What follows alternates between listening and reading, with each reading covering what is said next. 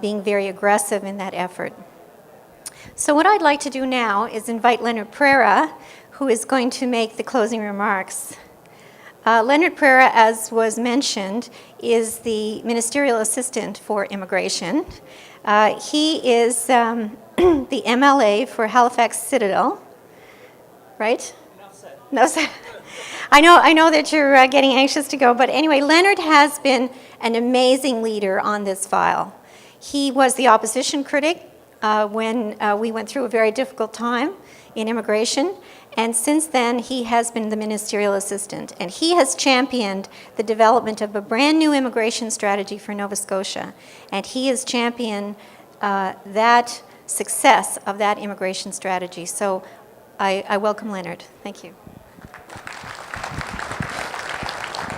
Well, thank you, Elizabeth. What Elizabeth didn't say was that I was also the official opposition critic when she was seeing her way through the difficulties, as my mother-in-law would say, and did a wonderful job of identifying issues and getting us through and helping to clear up that Augean stable, as we say. But thank you, Elizabeth, for the great job you did there. I want to thank Valerie for doing such a great job of moderating that discussion and for getting out those questions and answers and doing it in a very effective way. The Chamber has been a great partner with us. It was many years ago that we started working with the Chamber. The Chamber was there early and talking about looming skilled worker shortages and the things we needed to do, both in terms of building a new economy and also dealing with succession issues. And in fact, we worked on very specific things. The Chamber said, you got to cut red tape, it takes too long. And so we've cut it down from 6 months to 2 months. And it's a credit to a really hip and happening Nova Scotia Office of Immigration, very young, I don't know, maybe a dozen languages spoken there. And they've done a great job there. Also, the Chamber said we needed clear information for businesses. And we've got a great pamphlet, we've got a website, we've got pre-landing information. And just in the last roundtable, it's come up that small and medium enterprises are having a difficult time finding out how they can engage with the office and with the government in trade missions and getting workers when they're so busy in these difficult times, trying to make ends meet. So I want to thank the Chamber for being such a great partner with us and for working with us in meeting the new targets, and both in terms of the overall numbers and also in the number of people we want settled here. I want to thank the panelists, J.P. DeVoe, Scott Montre, Pernie Fisher-Bolter, Rena Bresmar, and Kim Mason. And, you got me thinking, J.P., your parents had 5 children, and you have 1, and my parents had 10 children, and we have 2, and the same ratio, and, you attributed it to productivity. But I come from the land of the Kama Sutra. And there's something to be said for innovation as well, I think. So maybe we should look at innovation as one of the big contributions that immigrants make to our enterprises, whatever they may be. Anyway, thank you for sharing your experiences and challenges and insights with us.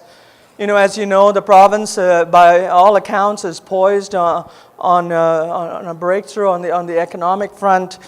We have shipbuilding, we have Lower Churchill, we have tidal, we have financial services issues, we have oceans research and diagnostic imaging and immunovaccines and a whole number of areas that we've positioned ourselves to grow and to develop. And to do that, we need people. We need skilled people. And we were saying earlier, it's not just workers that we need, although that in itself is a challenge. But we need entrepreneurs, we need innovators, we need people who will help us build those economies. And that's the challenge of our immigration strategy. And the best way to do that is to work with employers and the settlement organizations and all our partners. And I want to thank those partners who are here today, in particular ISIS, that has helped us with immigration settlement and integration. And that too is one of our big challenges. When this immigration office was first created, it had a retention rate of about 37%. And the retention rate now, according to the latest census figures, which is about to be released, is 68%. And it's quite remarkable that, we knew we could get people here, but getting people to stay here was a challenge, and we've made huge strides there. And the immigration strategy is aimed at improving those numbers. And you, as business people, as employers, are key to helping us reach those retention targets.